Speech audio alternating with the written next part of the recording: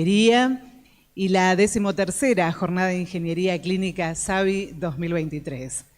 El Congreso es organizado entre la Sociedad Argentina de Bioingeniería y la Universidad Nacional Arturo JAURETCHE. Por la importancia, contamos con la presencia y le damos la bienvenida al Ministro de Salud de la Provincia de Buenos Aires, doctor Nicolás Kreplak. El presidente de la Asociación Argentina de Salud Pública y rector de la Universidad Nacional Arturo JAURETCHE, doctor ARNALDO MEDINA. El presidente de la Sociedad Argentina de Bioingeniería, doctor Ruben Acevedo.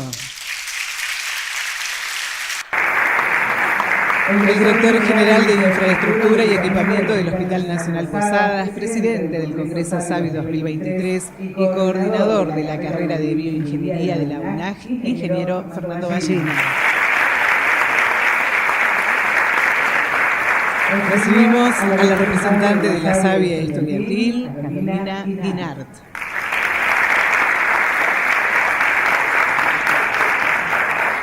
Además, quiero contarles que contamos con la presencia de autoridades de la Universidad Nacional Arturo JAURETCHE y conferencistas internacionales. Muchísimas gracias por estar este día aquí en nuestra universidad y vamos a darle lugar a los oradores. En primer lugar, habla la representante de la SABI estudiantil. Escuchamos a Carolina Guinart. Bueno, buenos días a todos los presentes. El capítulo de estudiantes fue creado, fundado en 2020 con el objetivo inicial de representar y conglomerar a los estudiantes de esta carrera en Argentina y Uruguay. Actualmente los objetivos son promover la formación académica y profesional de todos los estudiantes, fomentar la investigación y el desarrollo de la bioingeniería en estos países. Queremos brindarles a los estudiantes las herramientas para poder desarrollarse en esta carrera. Por eso nosotros como capítulo realizamos eventos, congresos, charlas, principalmente redes de contacto, entre otras cosas. El día de ayer tuvimos la oportunidad de organizar conjunto con la UNAJ la jornada del SABI estudiantil, por lo que queremos agradecer al ingeniero Ballina, quien confió en nosotros, un grupo de estudiantes de distintas partes del país, para organizar este evento. Merece también nuestro agradecimiento y reconocimiento al señor presidente de la Sociedad Argentina de Bioingeniería, el doctor ingeniero Ruben Acevedo, y el señor tesorero de la Sociedad Argentina de Bioingeniería, doctor Gustavo Meschino, y el resto de la comisión directiva, quienes han sido los padres de este capítulo. En este tiempo nos han acompañado y nos han apoyado desde el principio en todo lo que necesitábamos. Esperamos poder seguir contribuyendo nuestro granito de arena para que en pos del éxito y el futuro de todos los presentes. Muchas gracias. Muchísimas gracias. A continuación vamos a escuchar al director general de Infraestructura y Equipamiento del Hospital Nacional Posadas, presidente del Congreso SABI 2023 y coordinador de la carrera de Bioingeniería de nuestra universidad. Habla el ingeniero Fernando Ballina. Buenos días para todos y todas. Un día de mucha emoción para todos nosotros, dar apertura a este congreso, al 24º Congreso Argentino de Bioingeniería y las 13ª Jornadas de Ingeniería Clínica. Señor presidente de la Sociedad Argentina de Bioingeniería, Ruben Acevedo, gracias por estar aquí. Señor rector de la Universidad Nacional Arturo JAURETCHE, ARNALDO. Ministro de Salud de la provincia, Nicolás, muchas gracias. A todos los colegas, a los estudiantes, a los conferencistas internacionales que hoy nos acompañan. A todos muchas gracias por dar cuenta aquí en este congreso.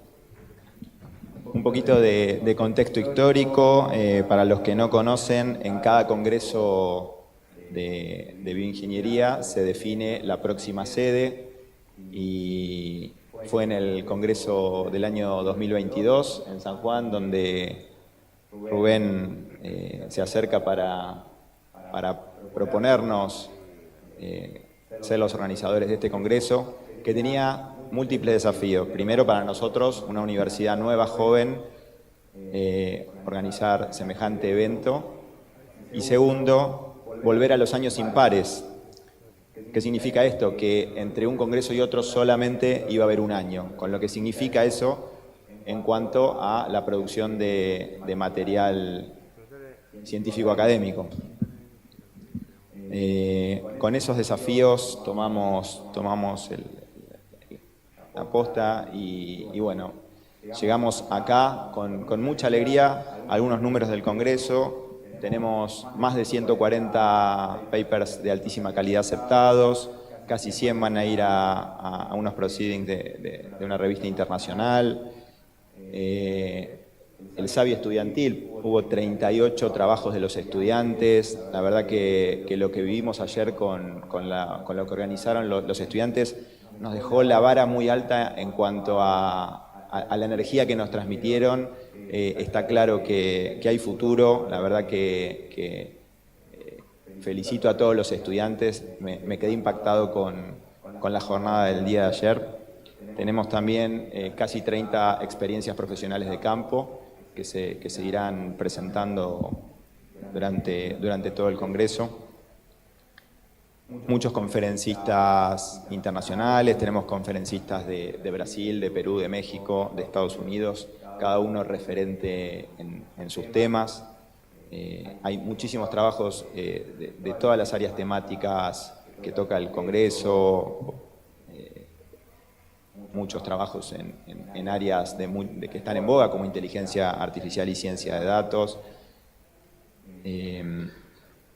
La verdad que mesas técnicas, me gustaría detenerme en esto, mesas técnicas de temas que creemos que están en vacancia y que vamos a aprovechar para discutir, como es la evaluación de tecnologías sanitarias, que es algo bastante trabajado en el país y con mucha expertise, pero no trabajado para dispositivos médicos. Vamos a orientar con conferencistas de primer nivel a la evaluación de tecnologías sanitarias en dispositivos médicos, que tiene otro perfil, que tiene otra metodología y que es muy necesario hoy para garantizar la accesibilidad a las tecnologías para todo el sistema de salud. Y también mesas técnicas de salud digital. Creemos que es un punto que desde la bioingeniería no estamos abarcando en su totalidad como deberíamos, y hacemos hincapié en eso. Omití comentarles que el Congreso arrancó con una jornada pre-Congreso el día lunes, que fue sobre metrología biomédica, en el marco de la Sociedad Argentina de Bioingeniería, en dos líneas de acción muy fuertes. Una, el proyecto de decreto reglamentario de la ley de trazabilidad de equipamiento médico en uso, que lo estamos trabajando fuertemente con los equipos técnicos del Ministerio de Salud de la Nación y que estamos convencidos de que va a generar de llegarse a la reglamentación, un antes y un después en garantizar la accesibilidad al sistema de salud, que nosotros como una ingeniería de la vida también es una de nuestras misiones. Poder controlar todo el parque de tecnología médica que se encuentra en las instituciones de todo el sistema de salud público y privado, que hoy no tiene ningún control. Nosotros estamos convencidos de que es algo que tenemos que hacer para poder mejorar la calidad de la salud. Y también otra línea de trabajo en las directrices del Plan Nacional de Garantía de la Calidad, para que se creen o se fortalezcan los servicios de ingeniería clínica en los hospitales de todo el país. Con esas dos prerrogativas es que hicimos esa jornada pre-Congreso, que fue una jornada muy interesante, donde también tuvimos un expositor de Colombia, que es el único país de Latinoamérica que hoy tiene una normativa de control de equipamiento médico en uso, y nos vino a contar su experiencia. Esperemos ser el segundo país. Nuevamente, muchas gracias, bienvenidos a todos, y esperemos que este sea un punto de encuentro no solo de un intercambio académico, científico y profesional, sino que podamos establecer también lazos que vayan más allá y nos permitan generar y que nos quede un recuerdo de este Congreso lo mejor posible. Muchísimas gracias. Es el turno para escuchar al presidente de la Sociedad Argentina de Bioingeniería. Habla el doctor Ruben Acevedo. Hola, hola. Ahí está. Bueno, buenos días a todos. Conozco muchas caras de las que están acá enfrente. Antes que nada, le agradezco la presencia del señor rector, señor ministro, Fernando, mi amigo, y una grata sorpresa tener a Carolina acá al lado mío. Esta es la 14ª edición del Congreso Argentino de Bioingeniería, 13ª la Jornada de Ingeniería Clínica. Para el señor rector y el ministro, los congresos de la Sociedad Argentina de Bioingeniería tiene varios sinónimos. Puede ser encuentro de amigos, intercambio de estudiantes con docentes, intercambio de docentes entre sí, intercambio de investigadores entre sí, profesionales entre sí. Lo que yo quisiera pensar es que somos una gran familia. De hecho, estoy tratando de hacer lo posible para meter a la cabecita a las caritas jóvenes que están ahí, digamos, su pertenencia a la Sociedad Argentina de Bioingeniería, que es la única sociedad que nos reúne, tanto sin graduarnos como una vez graduados. Fernando, no pudimos coordinar. Fernando, me comiste una parte de lo que iba a decir, pero en realidad fue una acción casi que kamikaze la organización, porque recuerdo que el segundo día del Congreso de San Juan, el año pasado, le dije, Fernando, ¿no te animás a organizar el Congreso el año que viene? Fernando me miró como diciendo, no, estoy tranquilo, no me vengas con esas cosas. Bueno, la cuestión que Fernando hizo un par de llamados, no sé a quién llamó, hizo un par de llamados y me dijo, listo, lo organizamos nosotros. Y así fue que estamos hoy acá. Sinceramente le tengo que reconocer a Fernando todo su trabajo y de su equipo en la organización del Congreso. Han trabajado un montón. Ayer lamentablemente no pude estar en la jornada de SABI estudiantil, pero creo que fue un éxito, no sé, no estoy seguro. Pero bueno, estuvieron muy bien, no dudo que el Congreso también lo va a hacer. Tenemos muchos expositores nacionales, internacionales, de referencia en distintos campos disciplinarios. Las actividades que están previstas, que mencionó Fernando, las dos puntualmente que tuvimos un discurso, son un puntapié muy importante para la relación de la sociedad con el resto, ¿no? Porque los bioingenieros estábamos un poquito opacados hasta que lamentablemente hoy hablábamos con el ministro, esta pandemia que nos azotó, hizo visibilizar la necesidad y la importancia de lo que son los bioingenieros e ingenieros biomédicos en el sistema de salud. Así que en ese sentido creo que es importante que esté hoy una persona del ambiente político como el ministro de Salud de la provincia de Buenos Aires para visualizar eso. No me voy a extender mucho más porque si no nos vamos a atrasar. Eso es todo, nos veremos a la ceremonia de clausura. Muchas gracias a todos. Muchas gracias. A continuación habla el presidente de la Asociación Argentina de Salud Pública y rector de la Universidad Nacional ARTURO JAURETCHE, el doctor ARNALDO MEDINA. Bueno, muchas gracias. Buenos días a todas, a todos. Quiero saludar especialmente a estudiantes, docentes, profesionales, investigadores, a quienes nos visitan del exterior. Y bueno, un agradecimiento muy grande a quienes acompañan a la mesa. Bueno, Rubén, un agradecimiento a vos y a través tuyo a la Sociedad Argentina de Bioingeniería por elegir nuestra universidad este año como sede de este importante encuentro. Es el primer congreso de las ingenierías, el congreso internacional que se hace en nuestra universidad. Así que para nosotros es muy importante. Después les voy a comentar un poco a nuestra universidad. Carolina, ayer, la verdad es que nos llenó de energía, la cantidad no solamente la cantidad de estudiantes, sino el entusiasmo que había en la jornada de ayer. No entraban en esta sala, bueno, llenó de energía toda la universidad. Y nosotros tenemos muchos y muchas estudiantes. Ustedes lo saben, lo vieron, pero ayer se notó mucho esta presencia y la verdad que da mucha esperanza. Fernando, felicitaciones por la organización del Congreso, te felicito. Vuelvo a repetir, es muy importante para nosotros. Me comentaba esto Miguel Visto, que es el vicerrector de esta universidad y director del Instituto de Ingeniería y Ciencias Agrarias y decano, ¿no?, de Ingeniería. Me comentaba la importancia en ese sentido, en nuestro primer Congreso de Ingeniería. Y bueno, Nicolás, ¿qué puedo decirte? Una vez más en la universidad es muy importante para nosotros y creo que lo vamos a compartir todos quienes pertenecemos a universidades de la provincia de Buenos Aires, ¿no? Estar acompañados por la provincia de Buenos Aires. La verdad que nos hemos sentido este tiempo acompañados como nunca. De hecho, tuve la oportunidad de comentárselo al gobernador días pasados, porque de todas las áreas, ¿no? Siempre tuvimos la compañía. Tenemos muchos proyectos en conjunto, en este área también, y para nosotros es muy importante estar cerca, por supuesto, más allá de la relación que nos une, pero para nuestra universidad es, la verdad, fundamental, diría.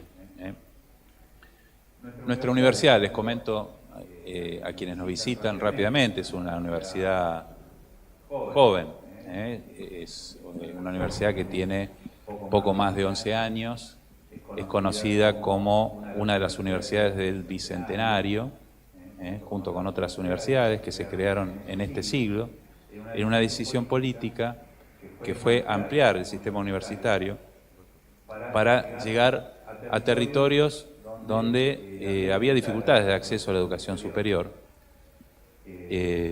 Aquí estamos en Florencio Varela, a poco más de 30 kilómetros de Ciudad de Buenos Aires y de La Plata, pero bueno, es historia repetida. Muchos de nuestros estudiantes, sobre todo aquellos que tenían postergado, ¿no?, su posibilidad de realizar su trayecto educativo en la educación superior, nos cuentan las dificultades que tenían para viajar, a veces 2 o 3 horas, depende de qué lugar, ¿no?, de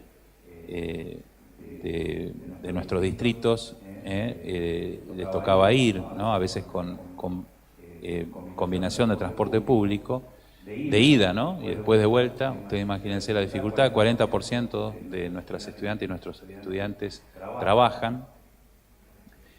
Muchos lo hacen también en distintas etapas de su trayecto educativo. Pero fundamentalmente estas universidades nacen con un nuevo concepto de la educación superior, con la idea que ya no es un servicio, también con la sanción de una nueva ley, sino que la educación superior es un derecho, ¿no? Y estas universidades también surgen con un propósito muy fuerte de contribuir al desarrollo de nuestras regiones y también contribuir al desarrollo nacional. Por eso se seleccionaron muy bien las carreras, se eligieron. Somos como hermanos menores de la Universidad de Quilmes, de la Universidad de La Plata también.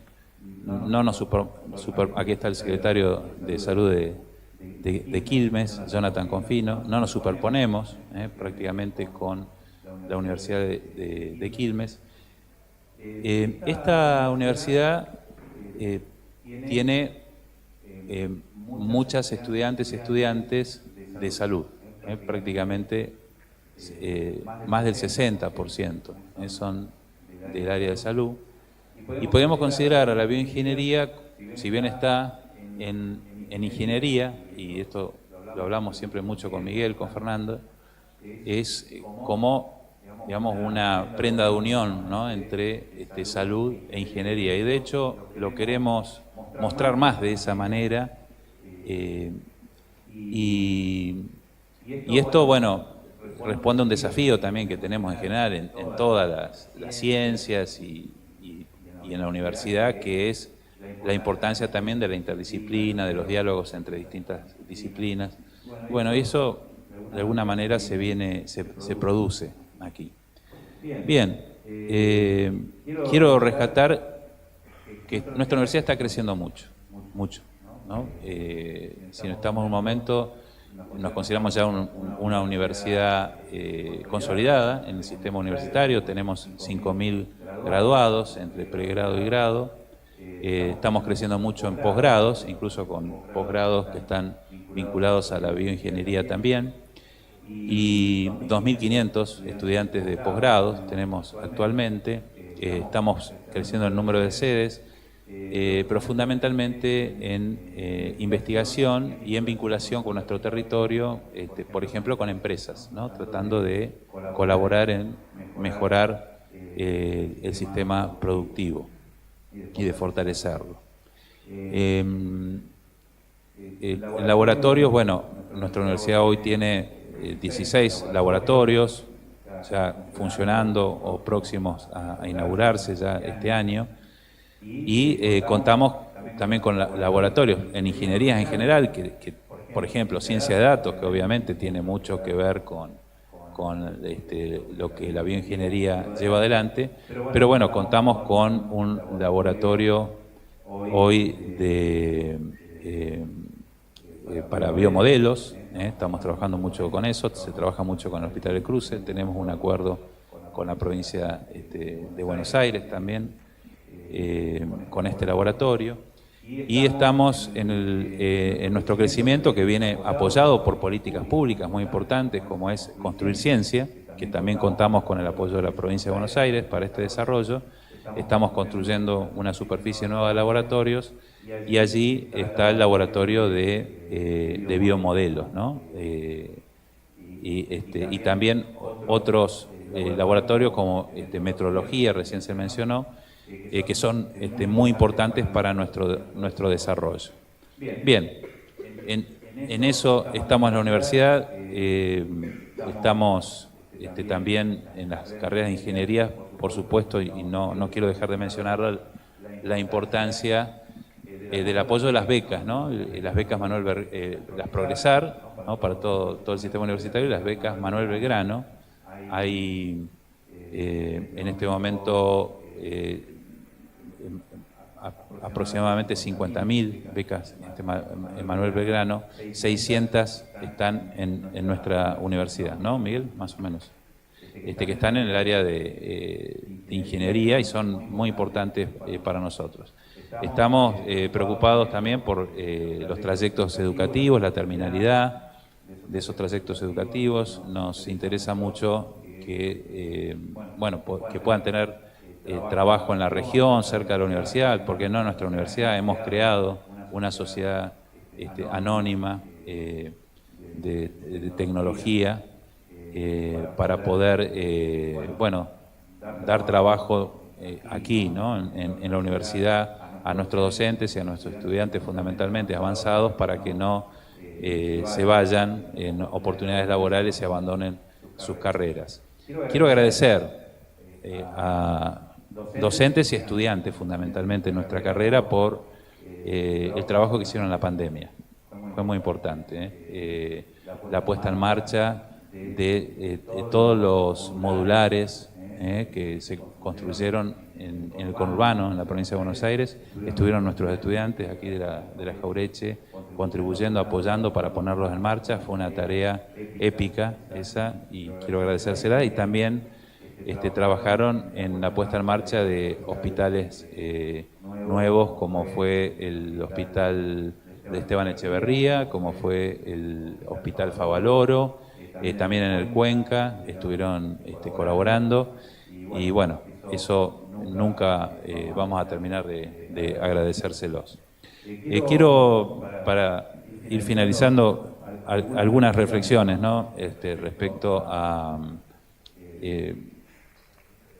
la bioingeniería, digamos, los grandes desafíos que tienen, por ejemplo, la inteligencia artificial, la robótica. Hoy se mencionó la salud digital. Bueno, está la ingeniería de tejidos, ¿no? Creo que hay un gran desafío respecto a una necesidad de nuestra época, algo que planteaba muy bien John Nasbit, que fue un CEO de una empresa tecnológica muy importante, y después él escribió un libro que se llama Mega Tendencias, por ahí lo han escuchado, muy importante, es un futurólogo, digamos, ¿no? Él plantea que los avances más revolucionarios y más importantes del siglo XXI no pasan por la tecnología, sino por todo aquello que significa el concepto expansivo de lo que es ser humano, es decir, de la humanización. Ahora, la verdad es que la tecnología puede contribuir mucho a la humanización. Hoy, en nuestro sistema de salud, necesitamos retener más a nuestros profesionales, a los trabajadores de la salud en general, que tengan lugares más cómodos, que puedan tener otras formas de trabajo. Por ejemplo, la telemedicina nos da una gran oportunidad. Hoy hay experiencias que con telemedicina se pueden reducir las consultas espontáneas a las áreas de emergencia a la mitad. Imagínense las áreas de emergencia con la mitad de la gente que demanda hoy en día, o la posibilidad de un profesional desde su casa de poder conectarse y de poder realizar consultas, y mucho más aún de una persona, ¿no? De tener que movilizarse para repetir una receta, por ejemplo, ¿no? Que es un problema que tiene nuestro sistema de salud por la condición crónica de salud, que hay que repetir recetas todos los meses, que es un problema que tiene el mundo, nuestro país también. Necesitamos la investigación, hoy requiere espacios, ¿no? En los propios servicios de salud, la investigación translacional, los desarrollos que allí se hacen, y por supuesto de darles a las personas que demandan los servicios de salud, las comunidades y fundamentalmente el acceso, ¿no? Hoy podríamos imaginarnos una revolución del acceso a la salud. Mucho tiene que ver seguramente con la decisión política y recursos, mucho con la organización, pero también mucho con la tecnología. Así que dejo eso como humilde reflexión, vuelvo a agradecer y les deseo que tengan un muy buen congreso. Gracias. Perdón. Quiero agradecer al Ministerio de Ciencia y Tecnología, no me quiero olvidar, hoy no pudo venir el ministro Daniel Filmus. Quiero agradecer porque subsidió también, dio un subsidio para este congreso que pueda llevarse adelante, y vuelvo a repetir la importancia del acompañamiento y de las políticas públicas para llevar todo esto adelante, y también la importancia como desafío de poder mejorar la producción nacional de tecnología, de componentes, para sustituir lo que viene del exterior, para mejorar nuestra balanza de pagos, pero fundamentalmente para lograr mayor soberanía e independencia. Muchas gracias. Y para finalizar, vamos a escuchar al ministro de Salud de la provincia de Buenos Aires. Habla el doctor Nicolás Kreplak. Buenas, ¿qué tal? Buenos días a todos y todas. Muchas gracias, Arnaldo, nuevamente por invitarnos a esta hermosa universidad, que siempre es muy lindo venir. Siempre que uno viene la ve que crece, que tiene cosas nuevas, así que es muy lindo, y felicitaciones. Gracias, Fernando, gracias, Ruben, gracias, Carolina. Felicitaciones por el encuentro que están realizando.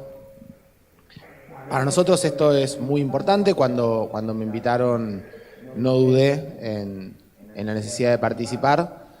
Creo que hay varias cosas que decir al respecto, y que el sistema de salud, que desde la provincia de Buenos Aires queremos estar participando de este encuentro, queremos hablar con ustedes, queremos decirles lo que pensamos, queremos saber si podemos ponernos de acuerdo en ciertas cosas, porque necesitamos construir un proyecto que nos incluya a todos. Yo quiero hacer primero alguna reflexión de piso, de dónde estamos.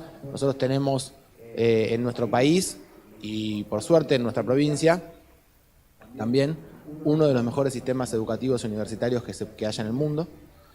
Un sistema universitario innovador, que crece continuamente, que busca garantizar el derecho lo decía Arnaldo, no es un servicio, es un derecho. Nosotros pensamos que no hay sectores a los cuales la educación, en todas sus dimensiones y complejidades, no deba estar lo más accesible posible.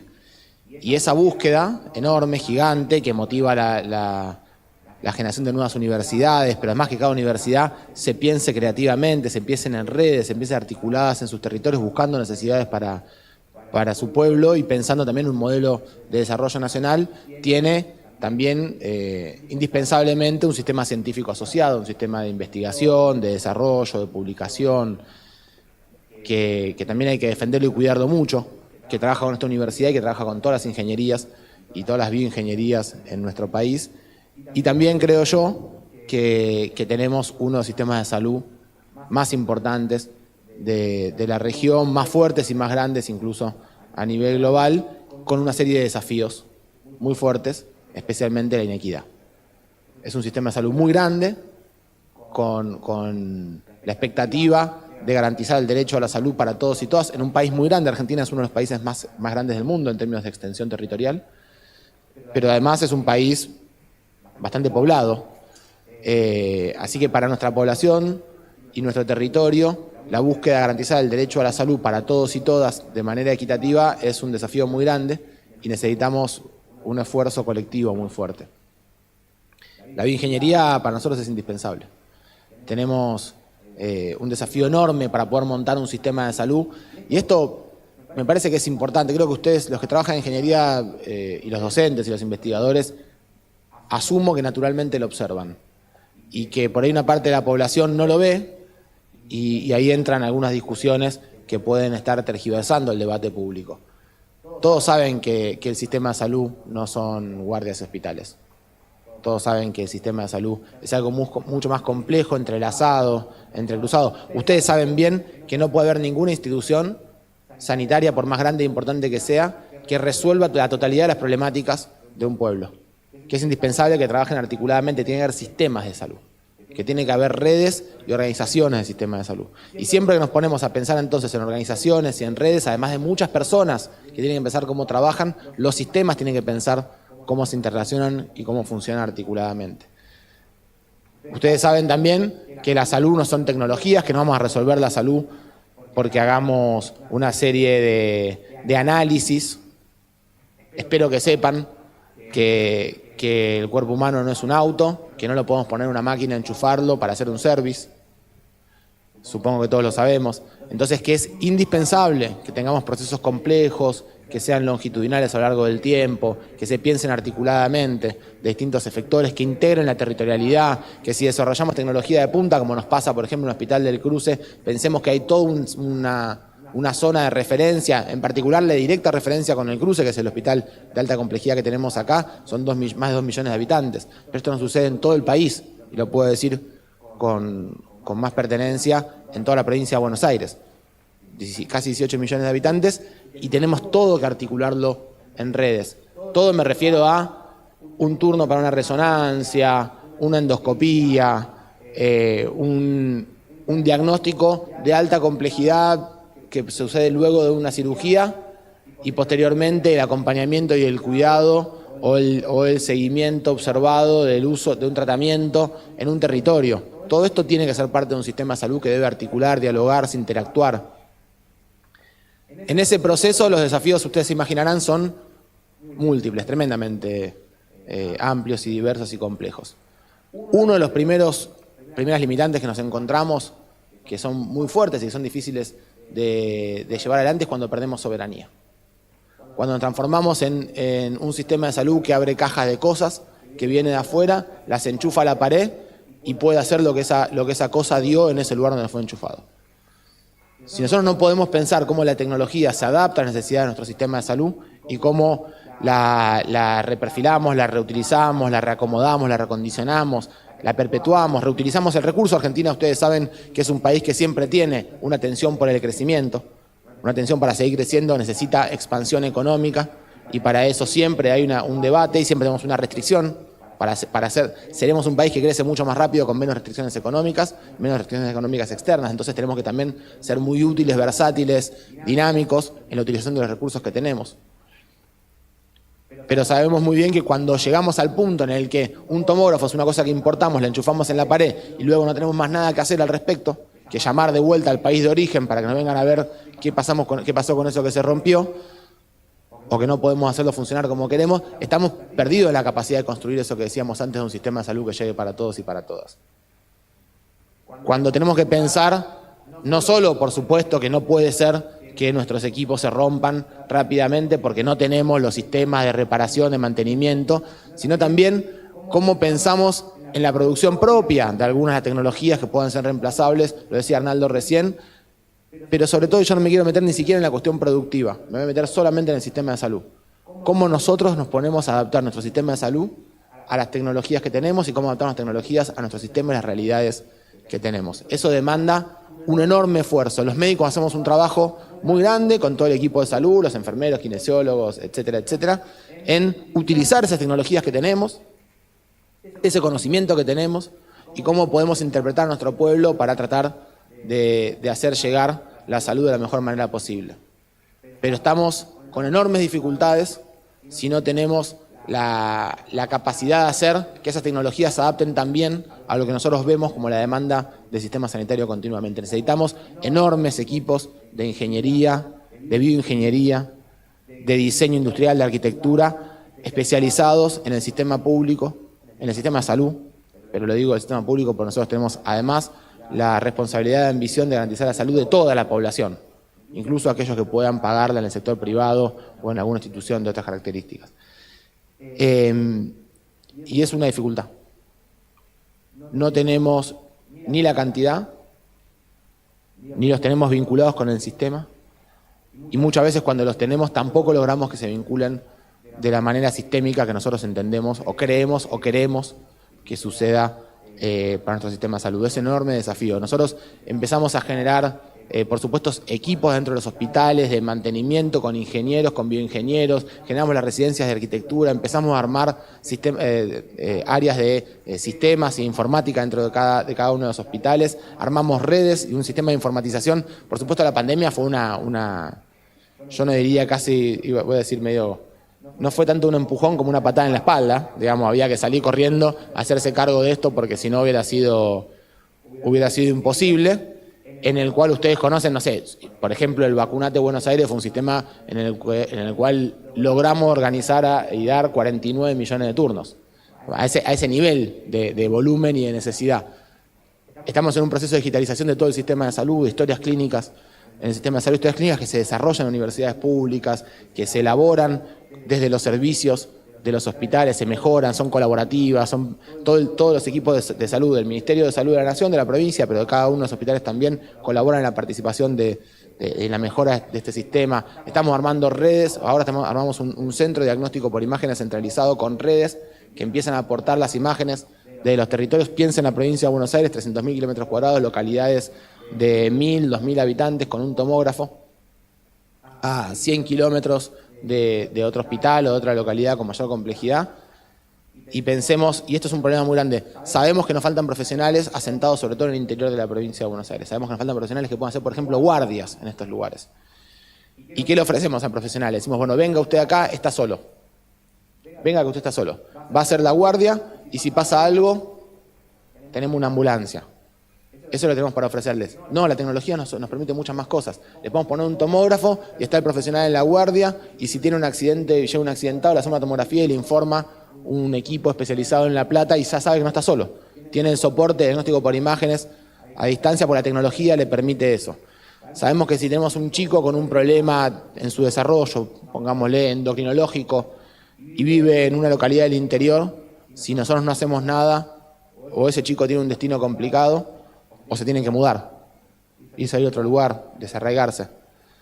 O podemos tener ahora, lo que armamos también, un sistema, por ejemplo, de interconsultas especializadas a través de nuestro sistema de historia clínica digitalizada, porque no es lo mismo que una videollamada. Nosotros somos muy respetuosos de la confidencialidad de la información de la historia clínica, así que tiene que ser información muy bien resguardada, muy bien cuidada, pero que nos permitan acceder a estos conocimientos tan especiales que tienen los profesionales que saben hacer algunas cosas muy particulares y que necesitamos que lleguen a toda la provincia. Eso está pasando. Estamos haciendo muchas cosas para mejorar. Nosotros creemos que los sistemas de información y la tecnologización del sistema de salud es uno de los 3 elementos centrales para la reforma del sistema de salud que tiene que garantizar la integración del sistema de salud. Necesitamos contar con los trabajadores y las trabajadoras, los ingenieros, los bioingenieros, que estén a cargo, que lleven adelante, que capaciten al resto del equipo de nuestro sistema de salud para poder afrontar estos desafíos. Pero además una cosa que tiene la ingeniería y la bioingeniería en particular, que es la capacidad de resolver problemas cuando los problemas empiezan a aparecer. No solamente esto del desarrollo industrial, insisto, no me quiero meter en eso, que es por supuesto indispensable, pero podríamos estar hablando muchas horas y no quiero tanto. Me quedo dentro del sistema de salud. Todo el tiempo, todos los días, surgen desafíos que si nosotros no tenemos soberanía para tomar decisiones, lo que podemos hacer es lo que hacemos en la casa de cada uno.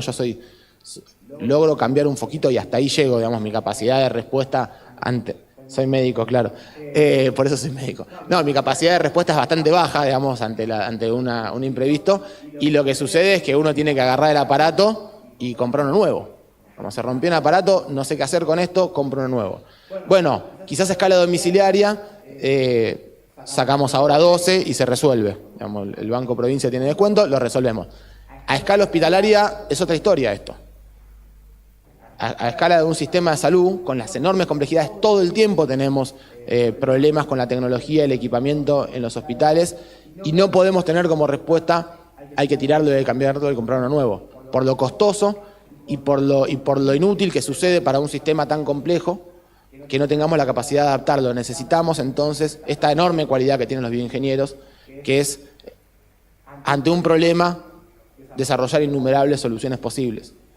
Necesitamos tener en nuestro sistema de salud, adentro del sistema de salud, a la bioingeniería más fuerte que nunca, porque nosotros queremos que el sistema de salud crezca. Nosotros no queremos que el sistema de salud sea simplemente la resistencia ante los problemas que nos vienen de afuera. No queremos una guardia que atienda al accidentado solamente y que resuelva la emergencia del problema que no podemos resolver de otra forma. Nosotros lo que queremos es un sistema de salud que garantice un mejor vivir, que nos garantice a cada uno de los ciudadanos y ciudadanas que tienen dificultades, que necesitan que el Estado, que un sistema se prepare y lo ayude a resolver esos conflictos. Dice Federal Ferrara, la salud es la capacidad de luchar contra los conflictos y los problemas que tenemos y superarlos, individual y colectivamente. Nosotros queremos ese tipo de salud.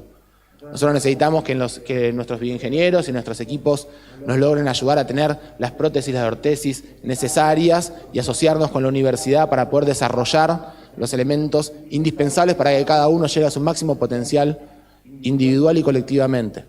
Lo necesitamos dentro del sistema de salud con las condiciones que tenemos, con las condiciones que podemos construir siendo Argentina, siendo la provincia de Buenos Aires, haciendo los máximos esfuerzos que podemos hacer para tenernos a todos de la mejor manera posible, poder vivir de esto que hacemos, pero saber que vivir de lo que hacemos también le cambia la vida a millones y millones de personas. Así que para nosotros era muy importante poder participar de este encuentro, porque nosotros queremos ofrecerles todo lo que tenemos al alcance del Estado de la provincia de Buenos Aires para que puedan participar de nuestro sistema de salud. Podemos armar residencias de bioingeniería en el sistema de salud, tenemos becas Julieta Danteri de investigación, podemos ofrecerle que vengan a investigar con nosotros, podemos ofrecerle una apertura de nuestros hospitales para que empiecen a conocerlo, a hacer pasantías, a participar, a investigar, a ser parte de esto. Lo necesitamos que nos vengan a traer cuáles son los desafíos que la política tiene que resolver ante las necesidades que los sistemas tienen que dar, que no lo podemos interpretar solamente de los trabajadores de la salud, los que ya sabemos de la atención de las personas y del cuidado de las personas. Necesitamos algo más, eso más, la ingeniería tiene una de las llaves necesarias. Necesitamos que ustedes vengan a ayudarnos, a los que trabajamos en salud, a decirnos, está bien lo que hicieron, hace falta que pongamos esto, hace falta que trabajemos a tal lugar. Lo que está sucediendo con el sistema de informatización en la provincia de Buenos Aires nos está cambiando también la autoestima y la capacidad de saber que podemos resolver los problemas del pueblo. Todavía falta mucho más, porque entendemos que la búsqueda en la salud es una búsqueda interminable, es una búsqueda que siempre tendremos nuevos problemas y nuevos desafíos, y nada mejor que un ingeniero para ayudarnos a resolverlos. Muchas gracias. Con las palabras del Ministro de Salud de la provincia de Buenos Aires, damos por concluido esta actividad. Vamos a despedir a las autoridades. Sí.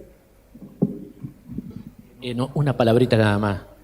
Yo creo que hablo por todos los miembros de SABI. Ponemos a disposición la Sociedad Argentina de Bioingeniería para colaborar con los problemas que claramente, digamos, son los que están vigentes hoy en el sistema de salud. Así que a disposición para cuando quieran. Muy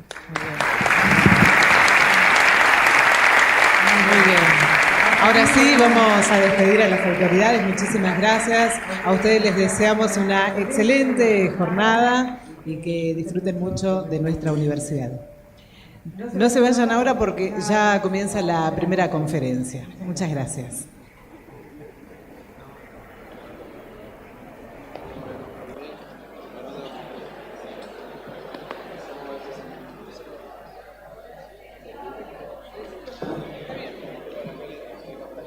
Buenas, perdón, convocamos a las mujeres, estudiantes y profesionales para una foto, por favor, acá en el escenario.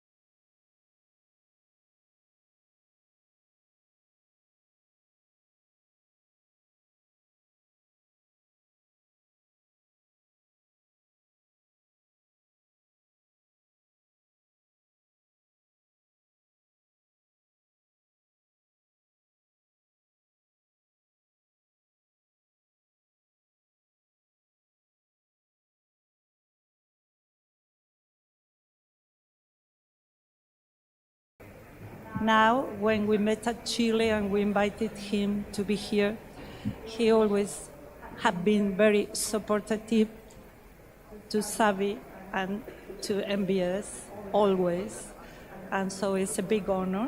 Professor MEDINA received his bachelor and MS in electrical engineering from the Bogazi University in Istanbul, Turkey, in 1981 and 1984, respectively, and a PhD degree from Rutgers University in 1990.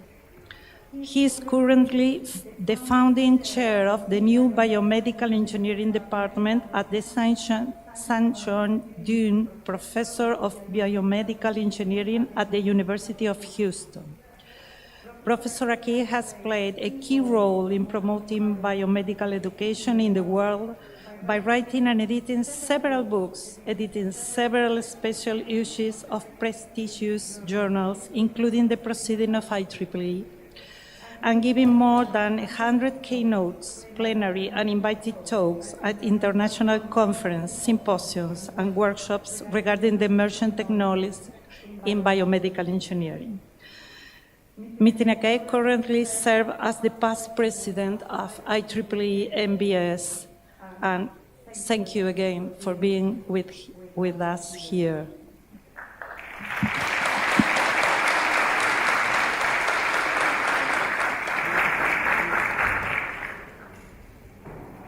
Buenos dias. I'm delighted to be here.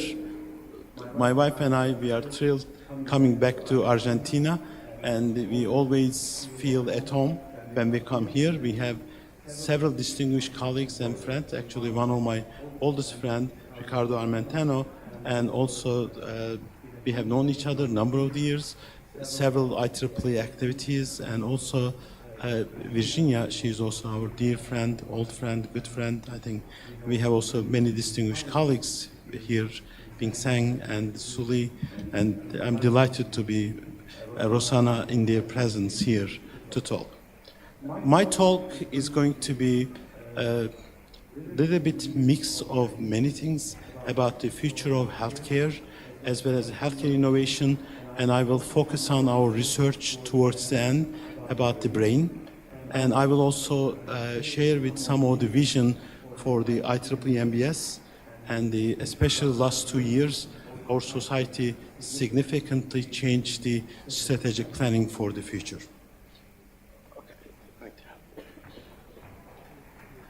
The first slides I'm going to share with you is from World Health Organization to which kind of disease we are going to face as a society for next decade. This slide is more 2030s. If you look at the top 4 diseases, they are all chronic disease, mainly cardiorespiratory, and there's a significant increase in the cases of cancer.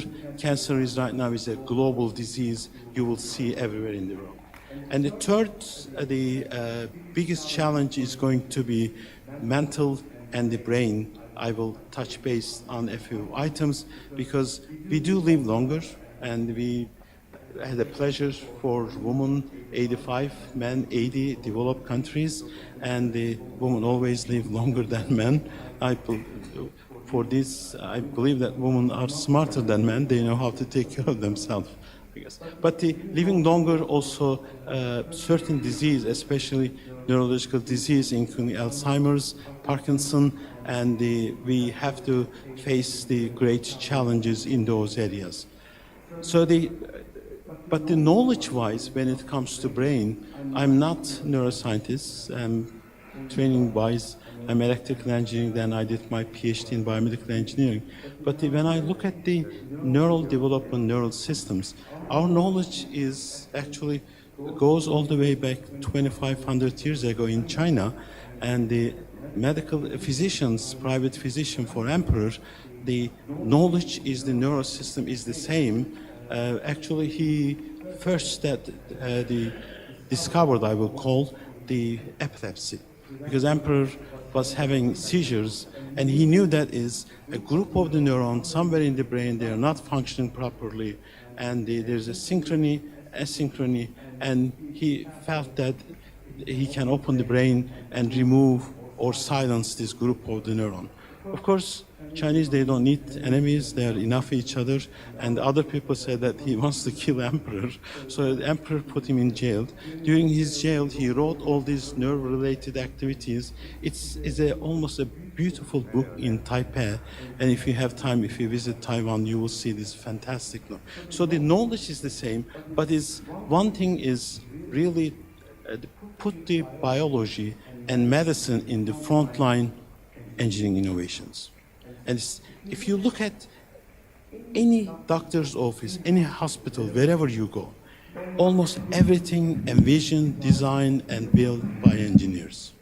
I think it's next decades, and we will see the engineering innovation is moving the health into the much more ahead of the game, again with the engineering innovations.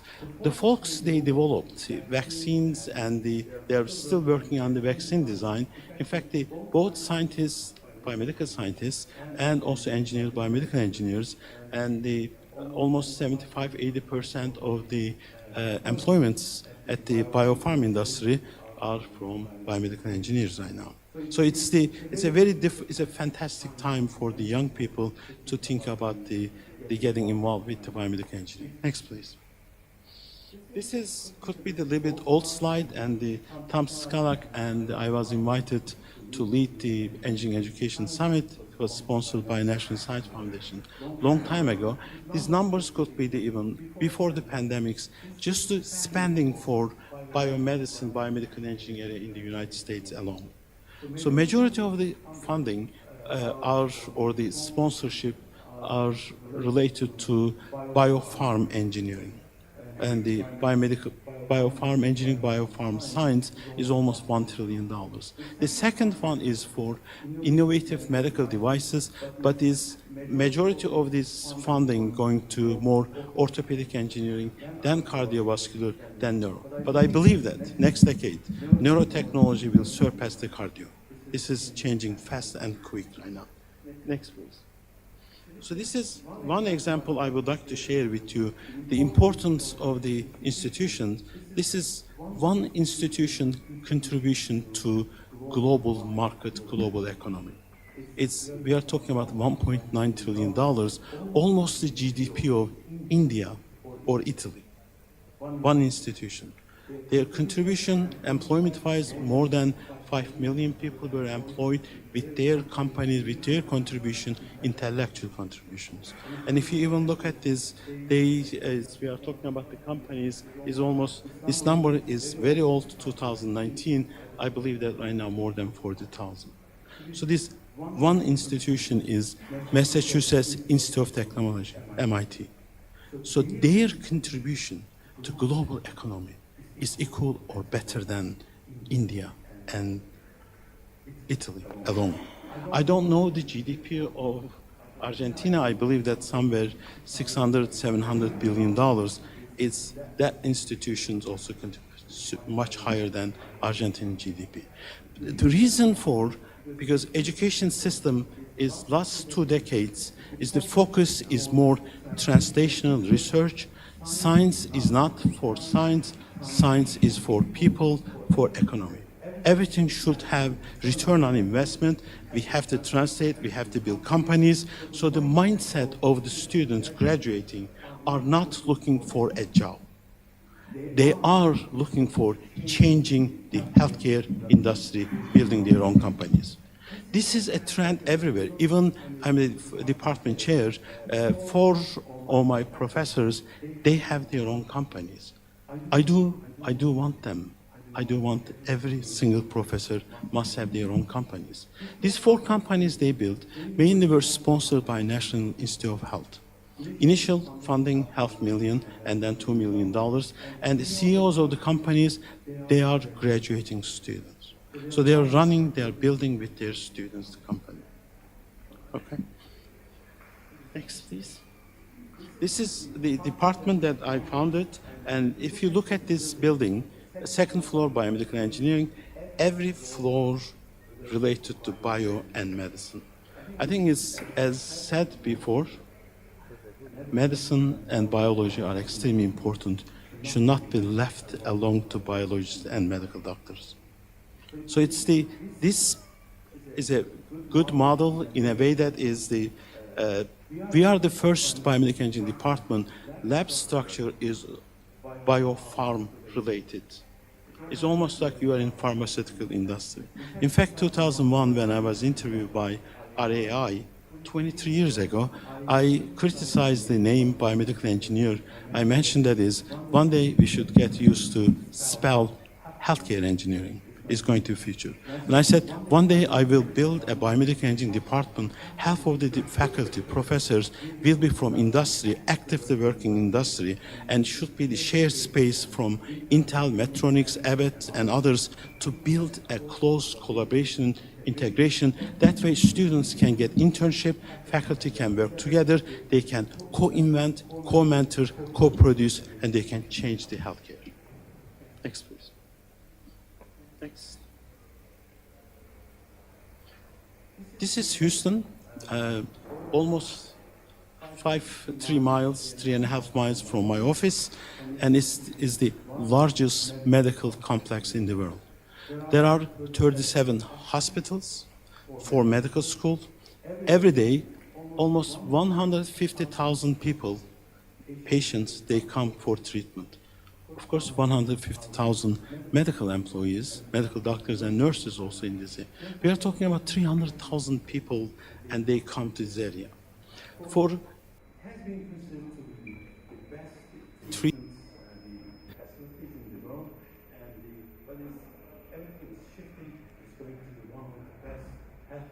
innovation area also too.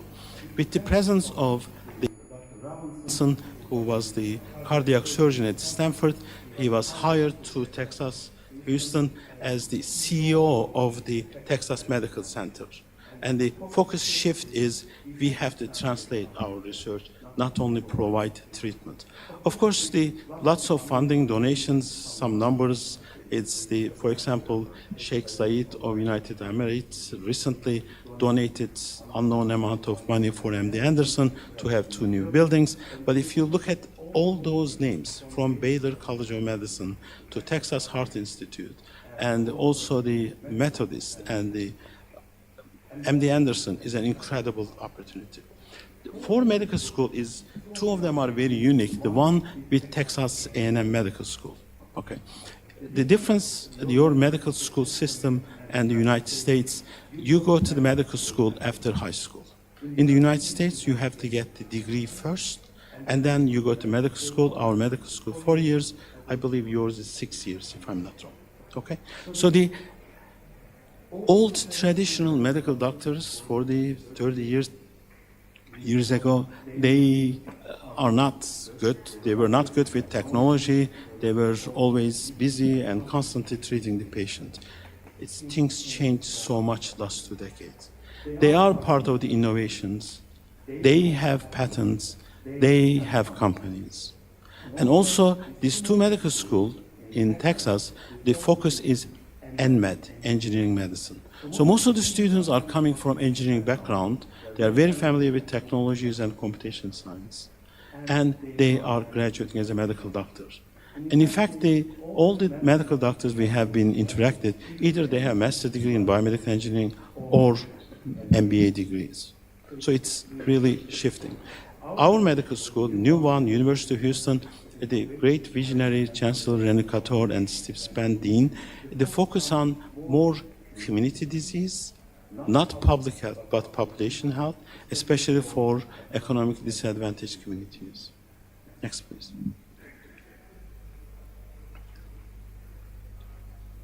Focus for biotechnology, biomedical industry is a big area in the United States. I recall that is when we were graduate student 1986, 1988, we attended conference with Professor Akai and our son. We rented car from San Francisco. We drove all the way San Diego, West Coast. From LA to San Diego, it was completely beautiful, the Pacific Ocean, not much building, lots of trees. And last time when we were there, I was supposed to give several talks in California. We had the driver, it said, I will drive you and drop you in Pasadena or somewhere. But it's from San Diego to LA. There was no empty space.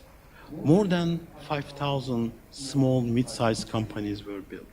They are all spin-off companies from Caltech, from UCLA, from UC San Diego. In fact, the UC San Diego is major, the funding is coming from, of course, NIH, because the medical school is one of the best, but also the return on investment from these spin-off companies from university, including the Qualcomm. So it's university should be part of the also translational research and should contribute to the economy. Next, please.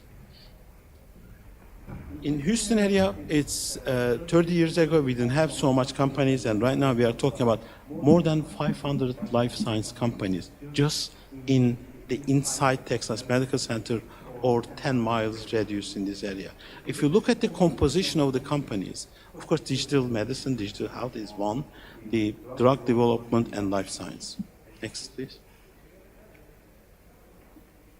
The several companies also, they came in the area, including Johnson & Johnson. They have innovation hub there, AT&D, and right now is with the huge support. Next one. They're building amazing complex. This is support coming from the private donations and the governor, and it's going to have the Texas Medical Center 3X is called. It's going to be healthcare industry, and also MD Anderson, Baylor, Texas A&M, University of Houston will be in the same area to continue collaboration with the industry folks. Next, please. But it's next. I think it's the challenge we had is the pandemics as we have been through. Still, we are struggling globally, and we have no idea what will be the next. I will call X infections. Okay, so we learned something. We learned that is our healthcare delivery, healthcare systems were complete failure everywhere in the world. We were not prepared. There was no alert, and there was no also proper information. And even we had a fantastic virologist and many others, but the message was not properly conveyed to public. And all these, the infectious disease, the communities suffered, but the transportation was not great, and people were not traveling or locally handled and die out. But it's the next challenges we have to get prepared. Of course, we are also focusing on more technological side as well. I think I'm going to mention is here that digital health is going to be very important pieces, because healthcare must be affordable. Healthcare must be accessible. Only way we can provide this is going to digital health. Digitization and the Internet of Things, more connectivity will significantly help to improve the healthcare. Next, please. Whatever we design is, I'm talking about the medical technologies, has to be miniaturized, has to be compact, has to be portable, and also energy efficient. And if you design one of the best neural prostheses, if they cost $150,000, if nobody can afford developing countries, that technology is really serve as certain group of the people. That's not the mission. I think is in general for healthcare purposes. Next, please. Regardless, I'm sure that it's also very challenging to go to the medical school in Argentina, and this is the U.S. is currently still, we lack the large number of the medical doctors and nurses. And we are talking about right now almost 100,000 medical doctors are needed in general. But if you look at the world populations, right now we are 8-9 billion, but the number of the medical doctors size are not increasing globally. That's a great challenge. I think in the United States, I believe that we get a lot of nurses from Philippines and Ireland. They are one of the exceptional nurses to supplement, to help for the healthcare purposes. Next, please. But it's for next decades, I think is the good picture. We are focusing on high technology. This is an amazing, even my mother has always checked the BBC, looks for the breaking news about the healthcare. Okay, so it's everywhere from the person works in the garden, works in the government office, and everybody has the iPhone and the connectivity, and it's very, very important. And technology, micro nanotechnology integration with also the data science, AI, is going to create a lot of breakthroughs in health field. But I also believe that is not just for the electrotechnologies, that is the left-hand side, but also chemical and chemistry and biotechnology integration with AI will revolutionize the field of medicine. Next one, please. This is major problem is going to be chronic disease. Okay? If you look at the left-hand side, it's almost every 2 out of 3 Americans, they suffer from chronic disease. Okay? We are talking about almost 200 million Americans they do. Still we have large presence of asthma in Houston area. So chronic disease will stay with us, and we will try to handle it more as a small communities and individual basis. And also engineering innovation will help to develop better technologies to deal with chronic disease. I also personally believe that is maybe next 2 or 3 decades, we will not have these huge hospitals, and it's going to turn into the more medical shopping store, because we have 50% of the body parts right now can be produced, can be printed, can be implanted. Minimum 50%. This number will continue to increase. So what we need more body parts if something goes wrong. So you should be going shopping, like almost going to a mall, and therefore you need something to stop to get something. And everywhere will be the avatars. We will talk in a minute about the future of medicine soon. Okay. Next. So the difference, if you look at the 2010, let's say, to today, is number of the devices, computers we had. If you go even 2000 or 1990s, and we have some of our distinguished senior colleagues, they could remember, computers was designed for individual use, right? And you opened up, you have password, and you do some analysis, is a low-powered activity. And the number of the electronic devices is 2010, we were talking about 250 million devices. And right now, the number on the screen, 2014-15, is 3 billion, and right now we are reaching almost 15 billion devices. Devices, we are talking about iPhone, laptops, and small computers. But the difference between these last 2 decades is connectivity, connectivity, connectivity. And all devices, when you use it, not connected, is not going to serve helping community, not helping for the innovation part.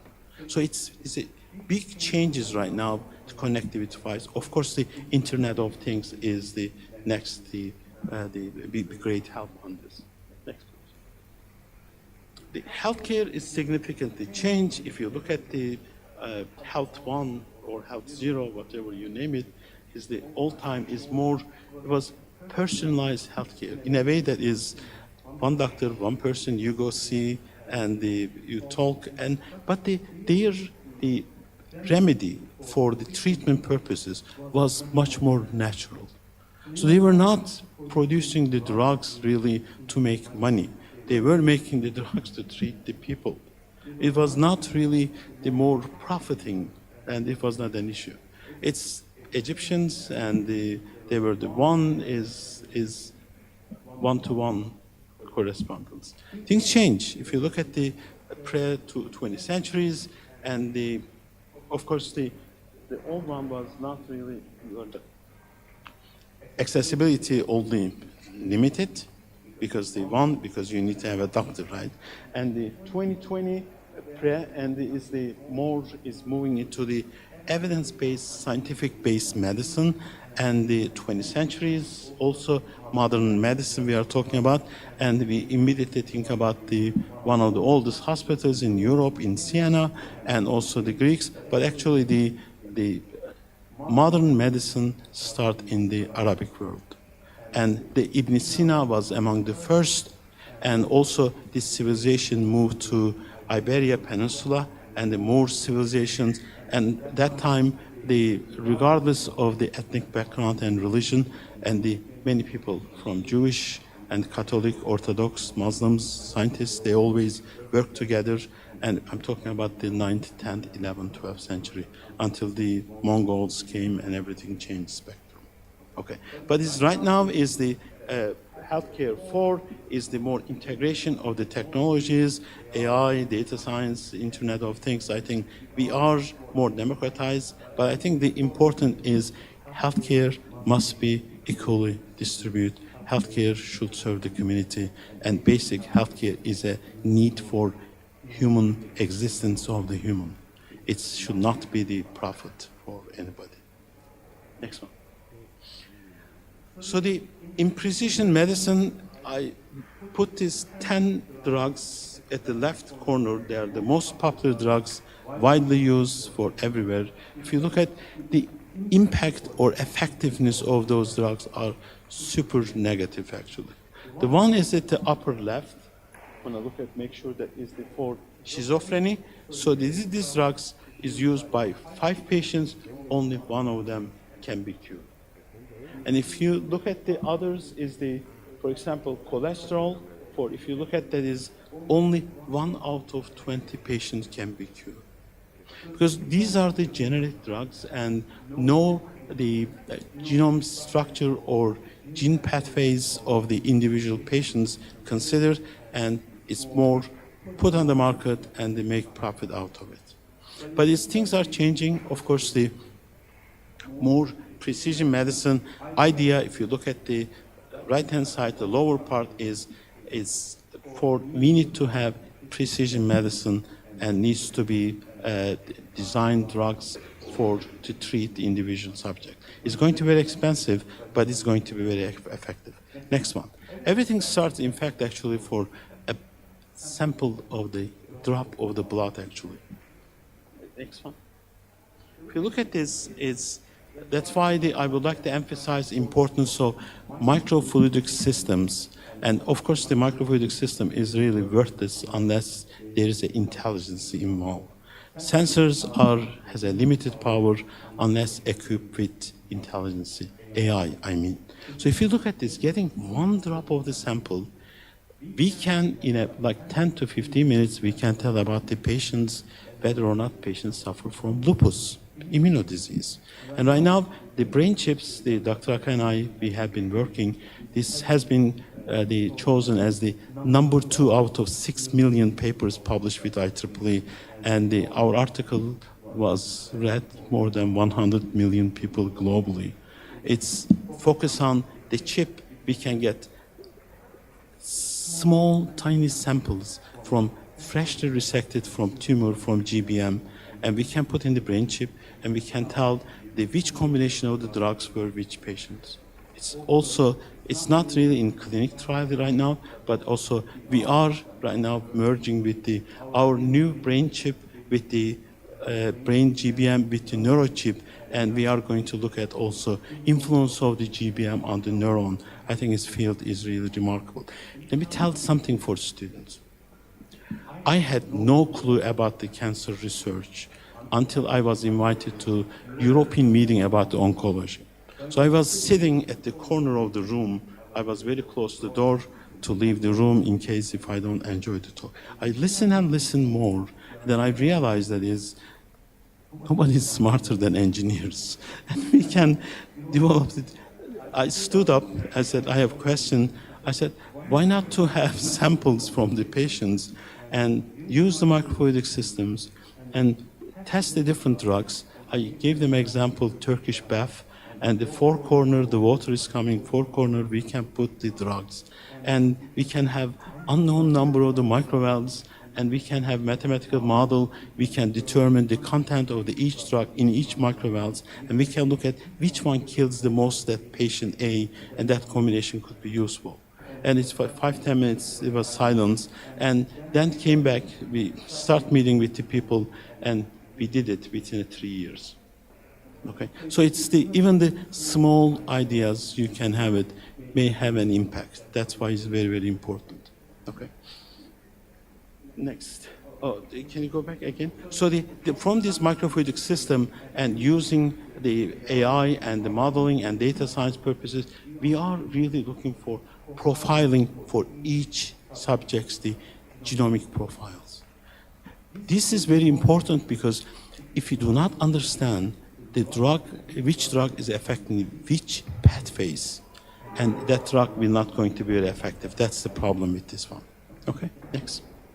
The thing is the market is keep growing. It's the $15 trillion healthcare spending, and again is the focus is at the end decision making is going to be more the scientifically and evidence-based medicine with the support of technology. Next, please. Okay. Can I? This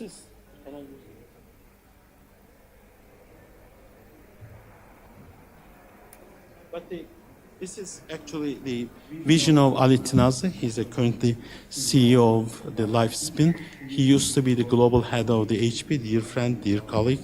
He's also advisory board member of my department.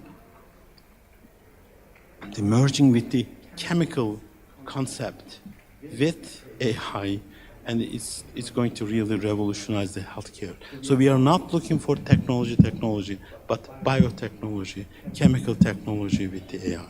Next, please.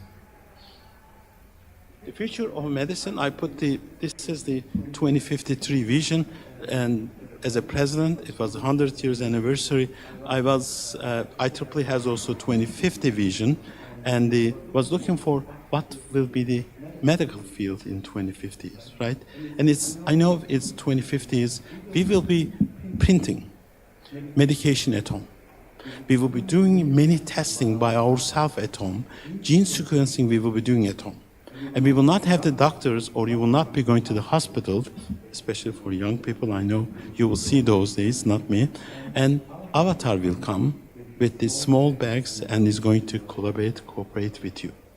And also, I also believe that we will have the limited presence of the hospitals. Hospital structures will be completely different. It's going to be more the part replacement area. Okay? It's going to be unique also for the space medicine. We live in Houston. We are close to NASA. And it was also IEEE EMBS is going to have first IEEE EMBS NASA joint the forum. Then I started the concept of the forum for our society. I will talk about in a minute. And the focus is how engineering innovations will really change the space medicine. Currently, astronauts can have the ultrasound portable, can take it with you, and also they have sort of limited microfluidic system, but many people are working on much more sophisticated the microfluidic system with them, and also the astronaut will have the medical doctor with them in spacecraft. These doctors are not going to be human. It's going to be avatar. It's going to be more AI-based to help with the basic other ideas. It's going to be very unique. Okay, next, please. Also, what will happen to our society? Everybody was asking that each time when I talk. I think we are going to have very strong local activities, and we will not have annual IEEE MBS conference somewhere. It's going to be more local conferences, and will be super connectivity. Everybody will be connecting and communicating with each other. Thanks for the metaverse and the digital twins. I think it's going to be different. Next one. Okay. Then this is one of the simple example having is to look at for not the lupus and also skin cancers easily using AI-based system and optic input or imaging. Optical technologies sponsored Dr. Kirill Larin at the University of Houston, and we can determine at least 4 to 6 different stages of the skins. It's in a short time. Next. This is from Sydney. The avatars, I think, is going to be. We have to get familiar. We have to share the world with them. Not only this world, maybe the space together. Next, please. This is. I was honored by the University of Patch as the honorary professorship, and they asked me. There's multiple interviews, and I decided to have the interview in that location. If you look at, this is a very famous designer, the Japanese American, and it's the metaverse, the concept, and have the human and sequence everything and create the best perfect model of the person and work on the model and test the drugs and look at that, how the aging and many other things together. Next, please. This is unrelated, and I was not invited to join the picture. All the smart ladies, they were taking photo, and I invited myself. I was part of it, and I was also the first male member invited for Woman magazine for interview, and that was they wanted to talk about my career and why I'm so passionate about the women rights and also human rights, and that was the interview from there. Next, please. This is all our group. As you can see, most of them are females and a very super diverse group. Next. This is Rumi. It's from the Persian. I'm sure that you have known him, and he has been well above the many things in the world, and this is recognized with UNICEF and everywhere. Next. Let's talk about the main part of my research about the brain. It was 1996 when Ricardo was sitting IEEE Administrative Committee, and young assistant professor came with the idea to have first brain engineering conference. Okay, and that proposal was denied unanimously. Nobody was interested. And the second, 1997, same assistant professor came and asked that is, look, we know many things about the neuroscience, but there are many people are working on neural signal processing and many other things, but we need to coin the term neural engineering. We need to have the first conference. Failed second time. Then finally, proposal was accepted. We had the first brain engineering conference in Capri. That's the first IEEE conference ever in history, had 9 press releases with BBC, Reuters, and the speakers first time came how the electron chip can communicate with the neuron from Hertz. And he was considered to be nominated, I believe, for Nobel Prize. So its turns was very useful. It's changed the whole field. And right now we have neural engineering departments, neurorehabilitation departments, NIH, NSF, they build the programs, and IEEE also woke up and they have the IEEE brain and build the initiative. So this transformed the whole field in a small room in New Hampshire. I think I'm so passionate about the brain research. I'm going to share some of the activities globally happening, and also we are also among the first developed CMOS chip can go to inside the brain. We are the first can record from thousands neurons at the same time. I will share also that one. Next, please. This is among the first, and the brain-computer interface. I'm sure that many of you are familiar, many of you heard it. It goes all the way back from the group from Miguel or the Pittsburgh group everywhere. Can you play the video? Okay.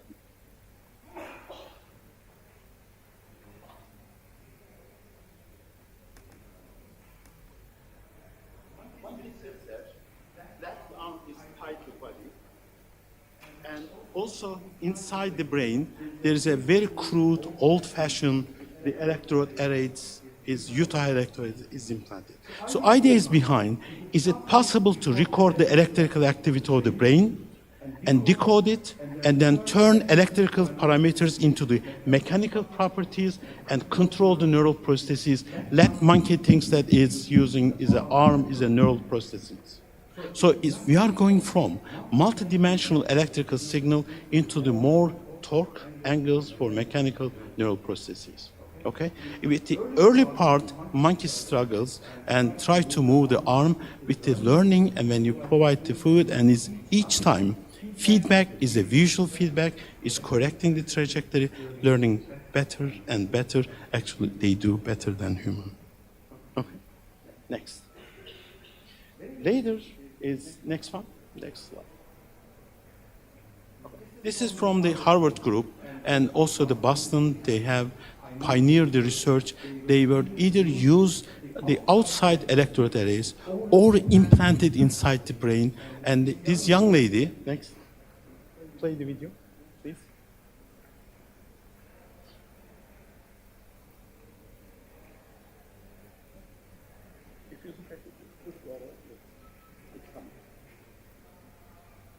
She does not have the upper arm control, but we are using her brain signal and to control the robot's arm, and she's with the time learning. Again, feedback is a visual feedback. Okay, next one. Next slide.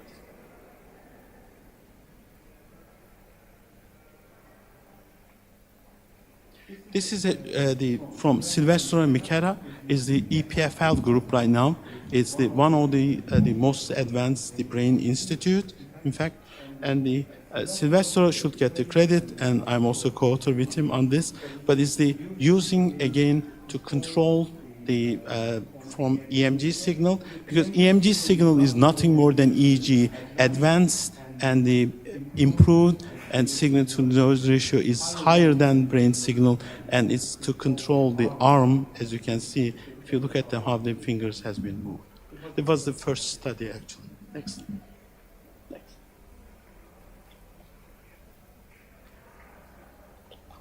Those research mainly for recording activity from brain and control neural processes. Why not to use the EMG? Tom Cookin is from the University of Chicago, and he's a PhD MD. He's the first, in fact, used the EMG to control the neural processes. Since he was surgeon, he moved many neurons very close to the surface, because otherwise EMG signal may not be very powerful to control, and then connected, and as you can see, she moves the arm very comfortably. Next. If you look at the video. Audio? No audio?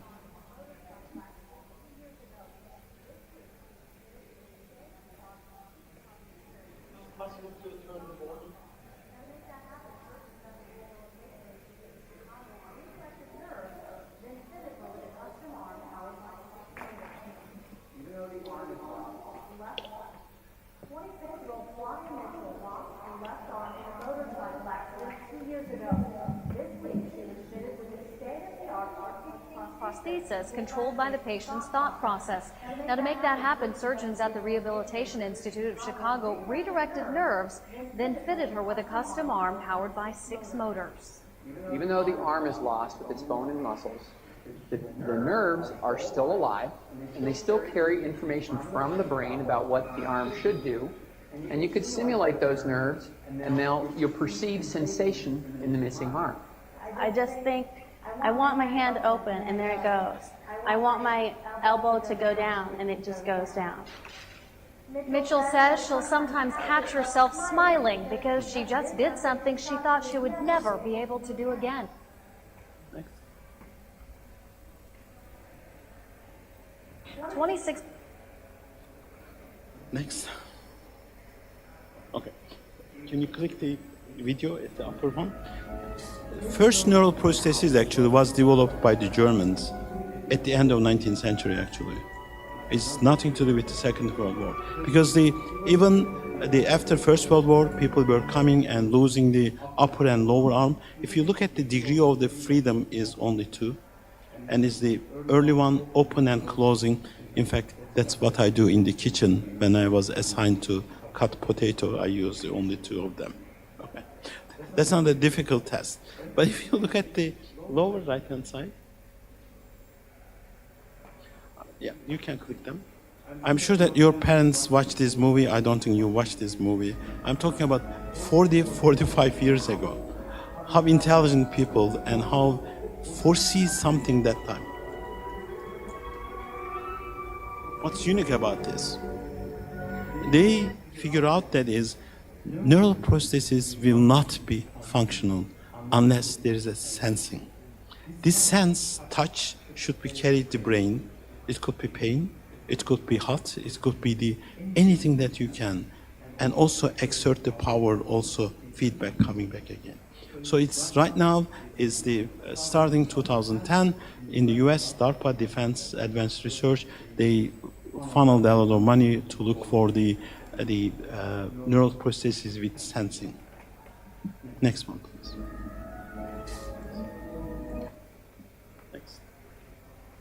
Next. Okay. This is a very early version of how the neural implants put in the brain. Okay. Next. If you look at be honest with you, as of today, we don't know how many neurons we have in our brain. And also their size, their axons, and their connectivity are very different, depends on their functionality. Early on, at the beginning, all the neurons are the same. But when they were relocated, depends on their functionality, their soma size goes from 5 micron to 40 micrometers. And also the number of the neurons depends on, again, how they are connected to each other. Some of them inner neuron, no axons, they don't project somewhere else. So it's a super complex the problem to look for. But its number is 10 to the 11, but I do not believe maybe we have more than that. Okay? This is if you look at the left-hand side again, monkey is in the cage. When monkey is trying to reach the food, and it's from single neuron, 1 out of 10 to the 11 neurons. Even just looking for neuron, you will see that is when monkey reaching the food and neural firing goes up. Okay, next please. But this was very cumbersome, it was very heavy, power consumption, and the technology developed by the Brown Group, right now sponsored by the Wyss Institute, and they were able to put inside, just on top of the brain, as you can see, is a multi-electrode arrays they can record. No power, and as the inductive power comes, it almost works like nano laser. Push the data out, get the energy in. It's completely compact, miniaturized, and implanted to the brain. So if someone sits next to you on the airplane or on the boat from Montevideo to here, and you will not realize the person they have implanted. Next, please. Next. Okay. So but they were all good because if you look at the neural recording, we put electrode array on top of cortex. Okay. We look for electrical activity, and depends on size, depends on maybe after 2 or 3 months later, all the glial cells start coming and surrounding is very ineffective. So we were very much interested to look at image the brain, not only record the electrical activity. This is the work with the joint work with Japan. We have been working since 2008, and we have several journal papers, several students, and the supervise. Its proceedings IEEE is one of the high impact factor of the IEEE journal. I think it must be right now more than 15 or 16 impact factor. Next, please. Next.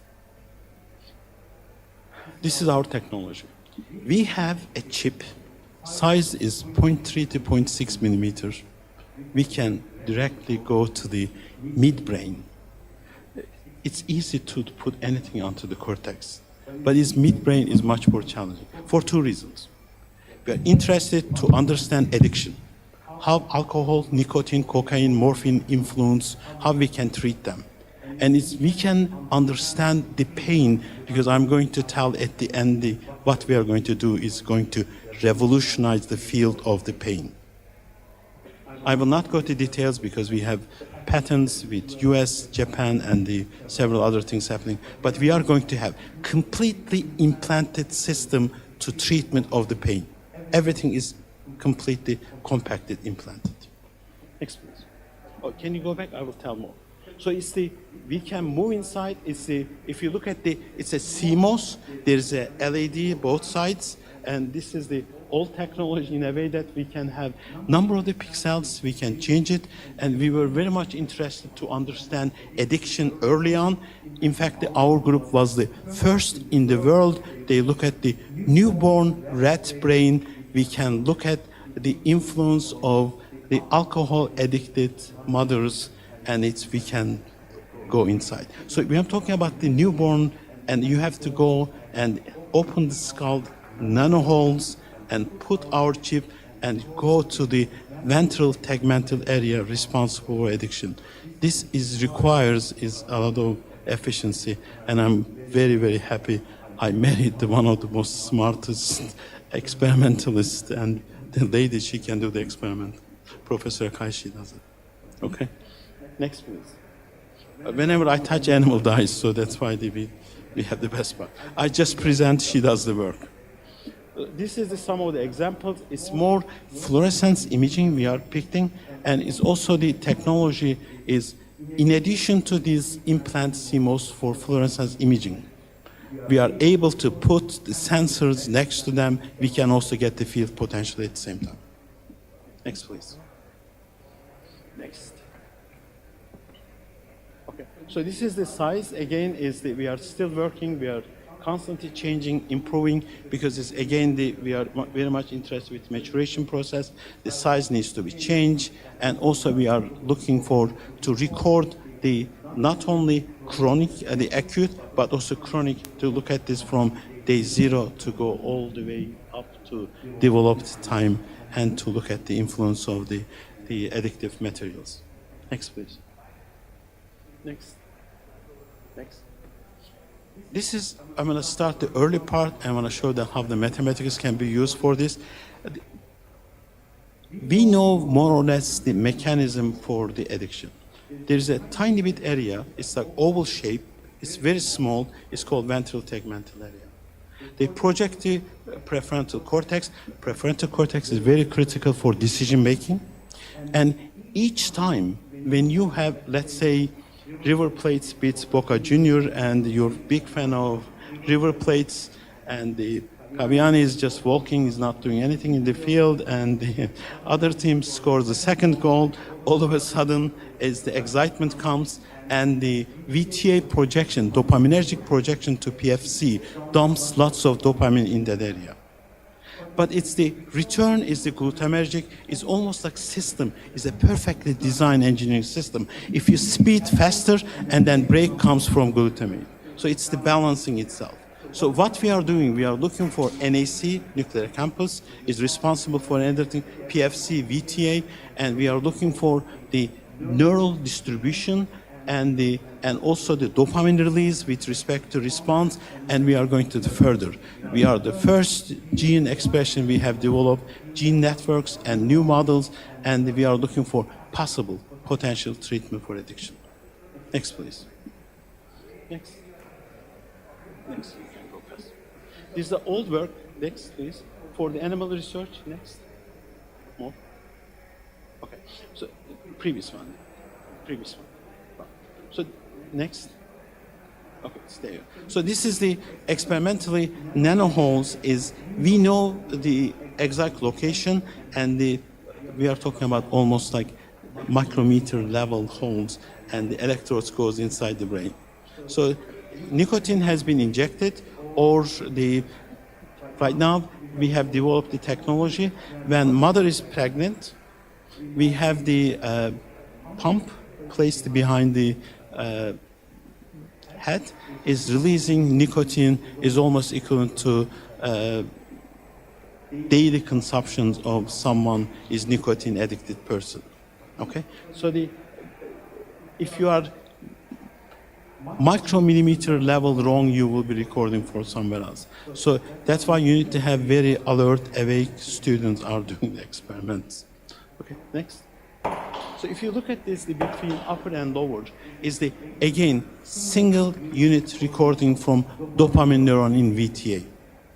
When you inject the nicotine, as you can see, is like almost the monkey experiment, if you recall, when monkey is approaching the food and the neural firing is significantly increased. Same thing here. When nicotine or cocaine or morphine, any kind of things is given, and the neural firing is significantly increased. From only one neuron, even you can see this. And even we can go from gene to neuron to behavior. That's what we are looking for, to look at the multi-scale analysis to go after. Next, please. Then we decided to look at this, how this, during the addiction part, is how the neural behaviors is changing and going from the burst type activity, random activity, or in between. Those are related, we can model it using the gamma distribution for the mathematically background people. And if you look at this, if the K is here, is the higher, the burst, and then random and regular. And we are looking for how these patterns using the Markov process is changing with respect to nicotine injections. So when the nicotine injected is the completely different patterns come, so mathematics can help a lot. Next, please. So it was the lower part is the Fourier transform, and it's published work for maybe 30 years ago. And even just by looking for, in our case, the irregularity parameters K, we can see that is the continuous random fire, and the burst type is changing. Next, please. Next. More next. I think is the. Okay. This is the whole recording. Is the 3 minutes from the single neuron. As you can see, the high oscillation, low oscillation continues. Next. When we summarize for salient, it's for 3 different conditions, which that is no injection was made versus the nicotine.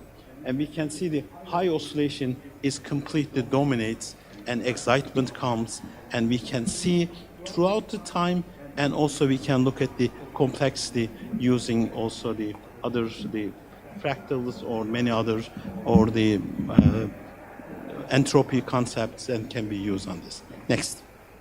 Next. Next. Continue. Okay. We talk about this and the move next, please. I'm going to talk about the next. Okay. This is the what we are developing is, again, we have the CMOS imaging, and also right and left hand side right now we have 8 electrode sites with imaging. We can get also field potential directly from neurons. Okay. This is the first jointly used technology for get the imaging, fluorescence imaging, and also the electrical activity at the same time. Next, please. Next. Again, as I mentioned, from this is the longest projection in our brain. So the one neuron from VTA directly projects to PFC, and also they project the NAC. No intermediate neurons. This is very unique actually for them. Next, please. This is the setup, as you can see, and there's a tiny bit attachment on the head of the rat and mice. Also right now we are using the activities. Next. What we are doing it, not only we look electrical activity in VTA, not only imaging VTA, we also determine how much dopamine is released in PFC and NAC. And we are quantifying them. Initially, old system is every 15 minutes, you get the one number dopamine. Right now, we can record continuously dopamine release and link them. And new papers is coming on this also. Next, please. Next. Another exciting thing is if you look at the VTA, VTA is not really uniform. There's 3 major areas, up, middle, and lower. It's not really compartmentalized properly, not regularly. Shapes are different. We have shown that is majority of the dopamine neurons are at the bottom part, and the mid and upper part are mainly glutamatergic neurons. It's very, very important for the treatment purposes, although it's not the topic of my talk today. Okay.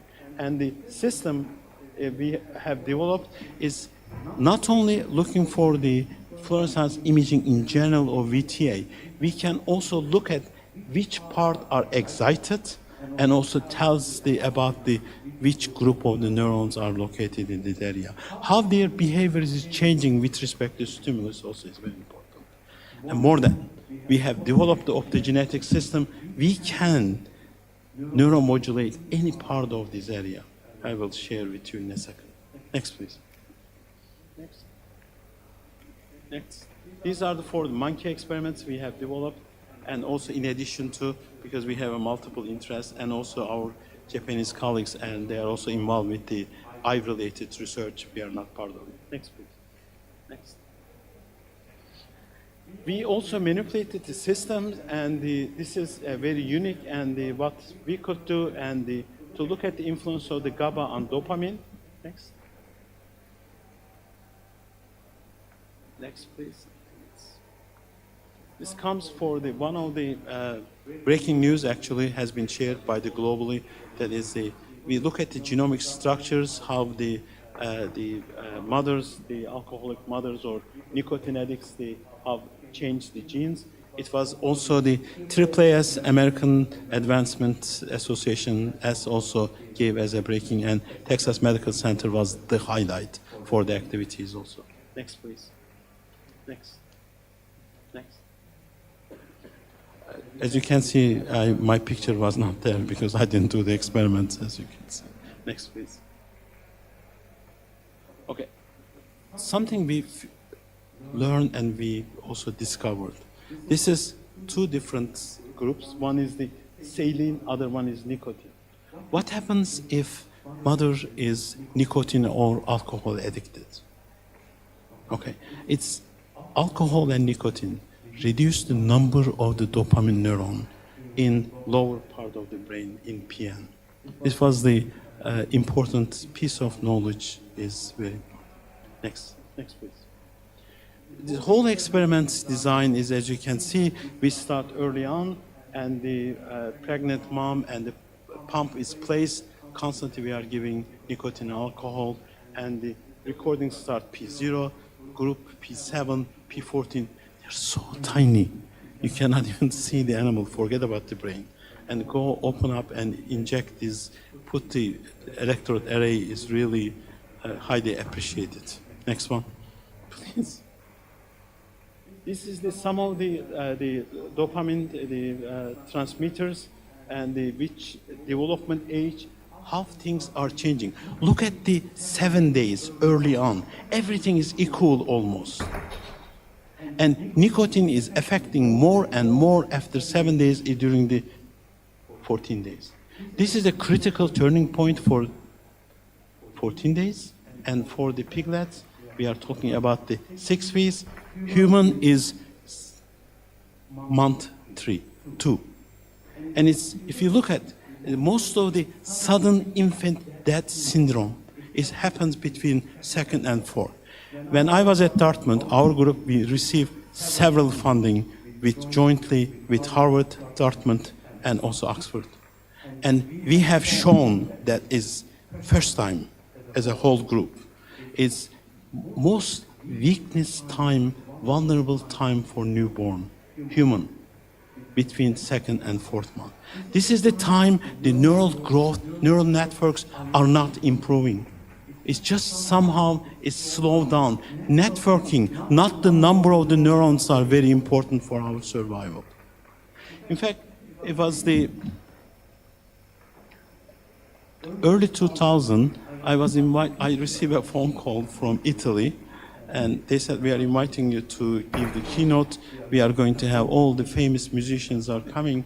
And I said, look, this must be a wrong person, and I have a terrible voice, terrible ear, and I cannot even participate. They said, no, close the phone, and the 15 minutes, they insist that I should come and give one of the opening talk. Apparently, I made one claim, okay, on the dish. If you isolate single neuron, and you put another neuron, or 2 or 3 of them, if you expose the neuron into the classic music, you will see the networking and approach each other. It's the first time in neural level. So they wanted me to come with the government officials, and I was super humbled, and I told them, I'm really plain biomedical engineer, and I have a very normal life, and I'm delighted to be with the virtuous and the very, very famous people. And it was the interesting that is how the network is important. And in that time, if the mother is smoking or the babies are exposed to nicotine and also heat, this is the time group of the babies die from SIDS.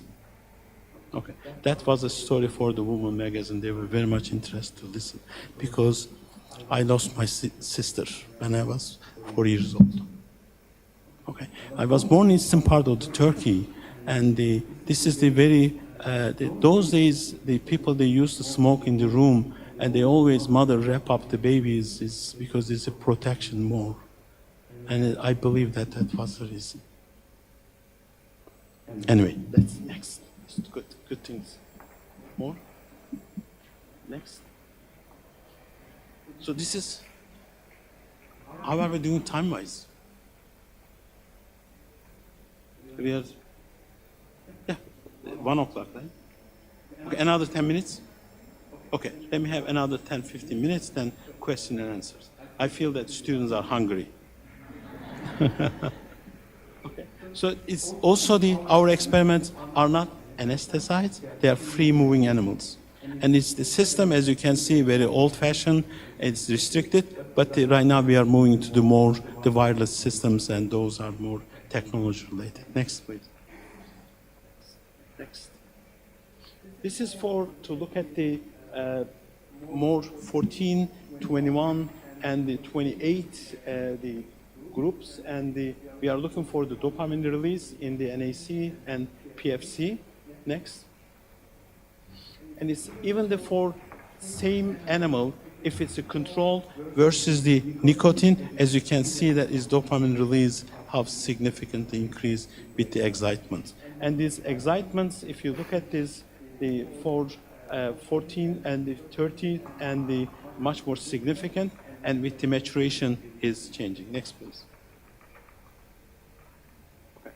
So our goal, it's not only to focus on also the addiction problem and also develop the therapeutics. We are very much interested to look for the pain. The pain especially, and our goal is to understand how acute pain can turn into the chronic, because there is no treatment, no medication for the pain. Especially people that are having surgeries, could be the cancer patients or others, is the pain is always stays there.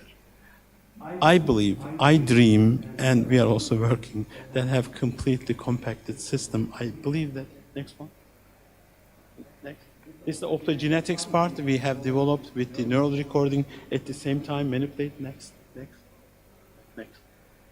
Okay. This is our system, and we do not publish it yet. It's the cancer oncology is on the view. Is the system is going to be, we will record from several locations inside the brain, implanted electrode arrays, okay? Depends on activity, electrical activity, and we will release optogenetics, we will neuromodulate the area and lower the pain. So even the subject will not be aware of the process. And it's because it's going to be, we are talking about 10 to 20 microsecond time frame. That's the goal. Completely implanted. Next, please. Are you tired? No. Okay, next. There's a one.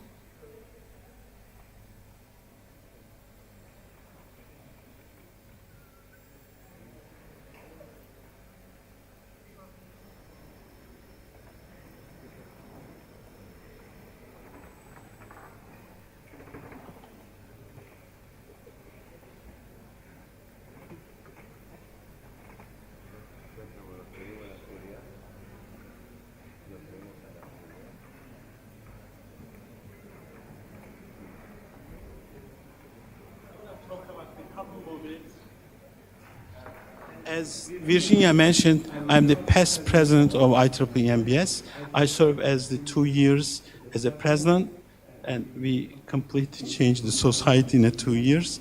And that's why our society appointed me as the chief ambassador. I am in charge of the whole strategic initiative for society. Let me tell what we have done. Next, please. Next. So our society is among the first for society is pledge. I was delighted, honored to be the president at that time to promote the women. And in fact, our administrative council, administrative committee, during my presidency, has the highest number of the women and minority. Next, please. This is the first Women in Engineering, Biomedical Engineering Forum. IEEE has the women in the engineering, they are doing a wonderful job, everybody is doing, we are appreciative of it. But this was different. This is the level of the Bloomberg breaking news. This is the level of the Israeli, the global, putting the IEEE on the map. The person is at the left-hand side, Orna Berry. She is the first Israeli cabinet member as a woman. She is the head of the Google. She is in charge of all the technologies for Israel, and still she consults the Prime Minister of Israel. She dropped everything, came to Sydney because we invited her. Normally it takes 1 to 5 years to get in touch with her. The second one, I want to go back to Mei Tian. She is the Undersecretary of Education, she was, and currently she's in charge of the precision medicine of China.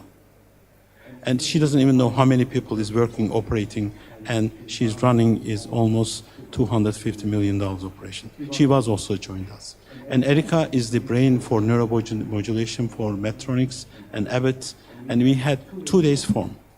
We had only room for 200 people. We had 1,000 people were waitlisted to enter to listen to call. And we are going to have several press releases coming, and next year we are going to have in Orlando. And it's not that it's organized and listen their stories. I don't want stories. I want action. I want to build platform. I want them to collect money, get money, and provide scholarship for the women in Argentina, women in Paris, women somewhere. We need to have a voice, not just talk. That's the vision for this. Next, please. This is for the Leadership Summer School. We have been running since 2001. Everybody has summer school, including my mother wants to have summer school. But this one is acceptance rate 5%, and 550 people graduated, and many of them CEOs, many of them are research director, vice presidents at the most respected healthcare institutes. It's really the school for next generation leaders. Next, please. This is our outcome. The newly elected one, as you can see, is super diverse, isn't it? First time we had the 2 African-American colleagues, brilliant colleagues, they joined our outcome. And I know, I really hope and pray that next president will be female also for our society. Next, please. Next. The concept is the form is we push forward to have important topics and also with the pioneering people. First time we had industrial leadership forum, 32 CEOs.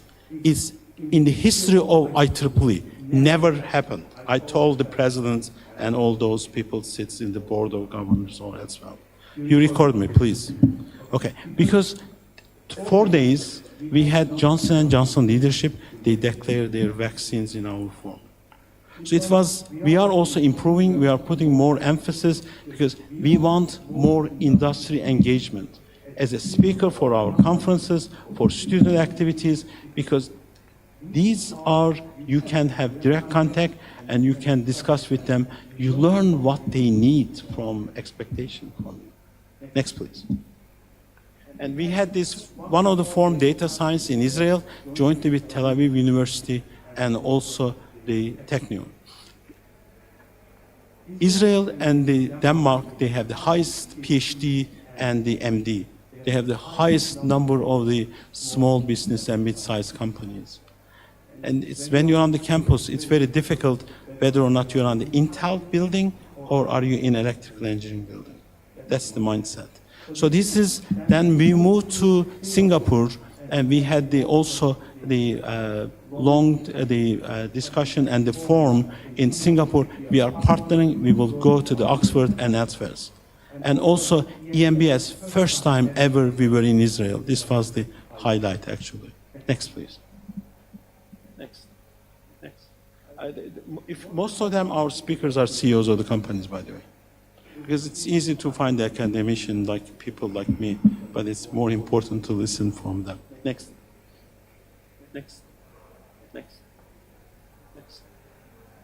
And it's the also IEEE MBS is going to be first time in Tunisia and in December, and the North African activities, and we are going to have the folks from the European and United States and working in the foundations, and also they have the cooperation with the World Health Organization.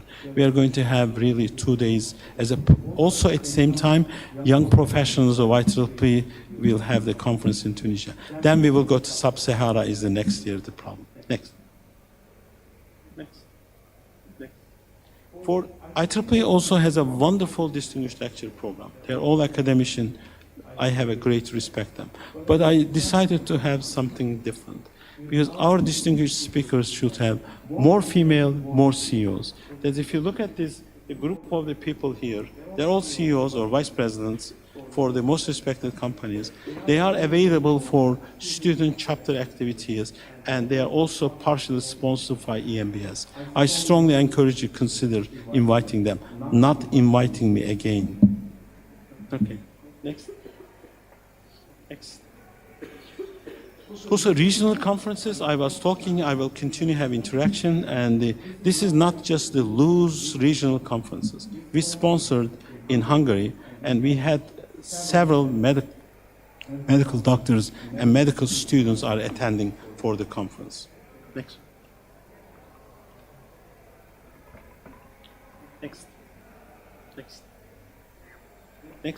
We are very much interested with the interaction with other societies, and I opened the door and window because if you're confident, you're not afraid of collaborating with somebody else. Okay? It's more important to lead. As long as you lead, who cares? You collaborate, right?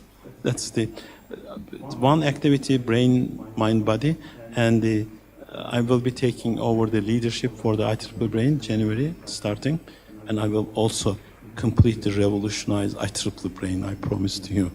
Next. You can pass this one because all my pictures, it's finished. Okay, so let me stop here. It's a great honor and pleasure being with you. I think it's very important. It's expose yourself to new areas. The future relies on in the areas intersection of micro, nanotechnology and data science. And also it doesn't matter which field you choose, unless you put time and energy, unless you dedicate yourself, you will never ever succeed. Thank you so much.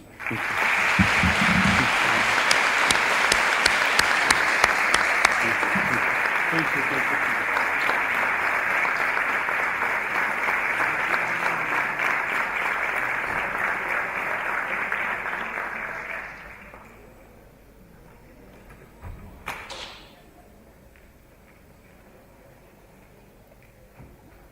Okay, there's some questions.